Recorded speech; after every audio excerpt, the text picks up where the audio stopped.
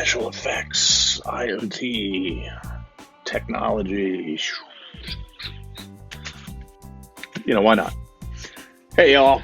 I'm Alex Trader with Unlocking Potential. Listen, I am so pumped today to introduce you to one of many of our Unlocking Potential virtual roadshow interviews. This one straight out of Pittsburgh.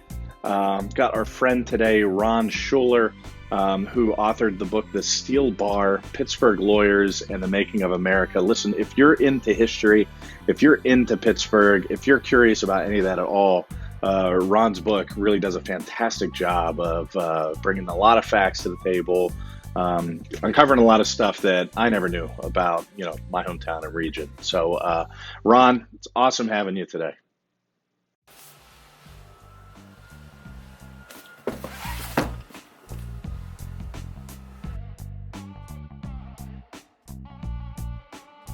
So, Ron, my first question is, what is your day job?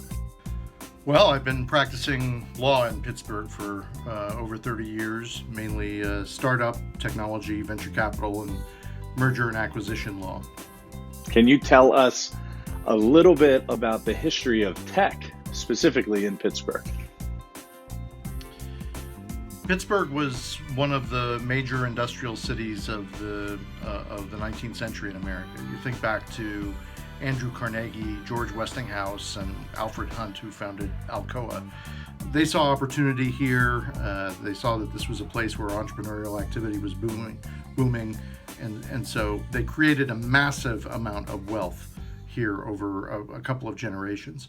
Andrew Carnegie's fortune earned during a time when there was no income tax. It was much larger in real terms than Bezos, Buffett, or Bill Gates today. The creation of U.S. Steel in 1901 immediately created 80 multimillionaires by the flick of a signature on a page of paper.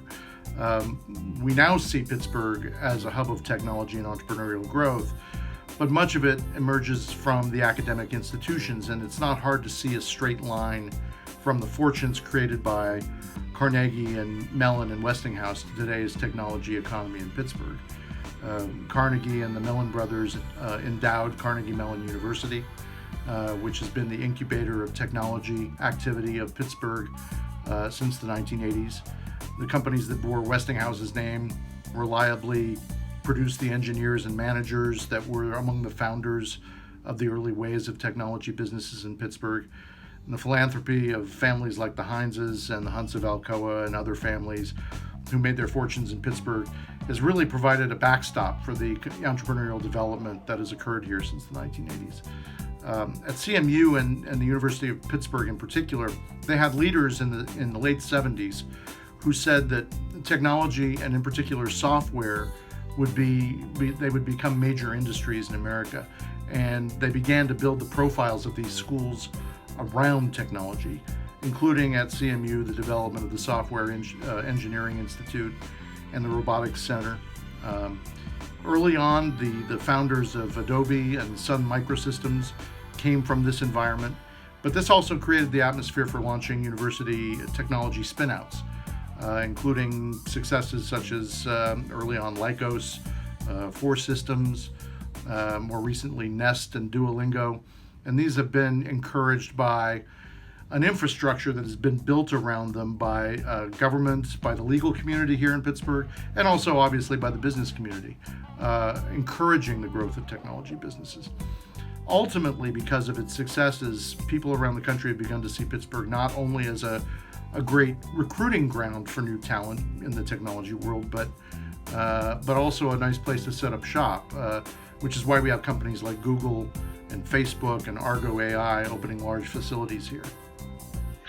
And Ron, in your opinion, where do you see Pittsburgh in the next 20 years as a potential tech hub? Well, it's hard for us living here to see anything but more of the same. More success, more innovation. Our educational resources continue to be first rate, and each year we have dozens of startups entering the fray. They stimulate investment and jobs, and we continue to have a relatively low cost of living, which is how we are able to retain a lot of highly qualified technological innovators. Of course, all of those circumstances are circumstances that require a certain level of stewardship to maintain. We have to maintain these educational institutions as among the best in the nation.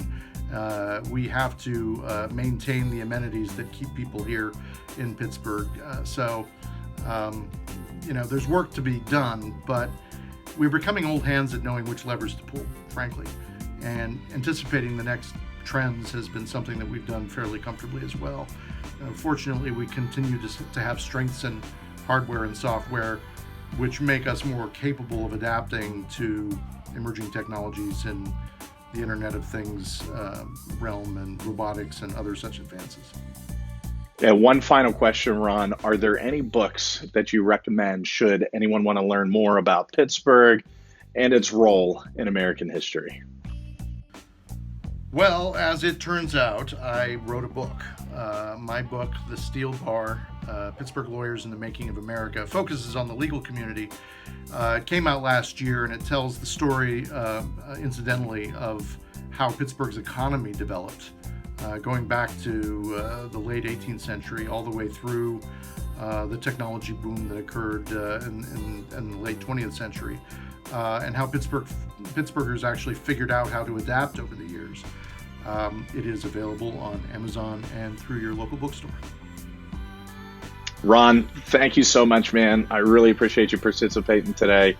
Again, if you're out there and you're watching this and you are interested in history, if you're interested in Pittsburgh, if you're interested in combining both Pittsburgh's history, please pick up Ron's book, The Steel Bar, Pittsburgh Lawyers in the Making of America. I promise you will not be disappointed.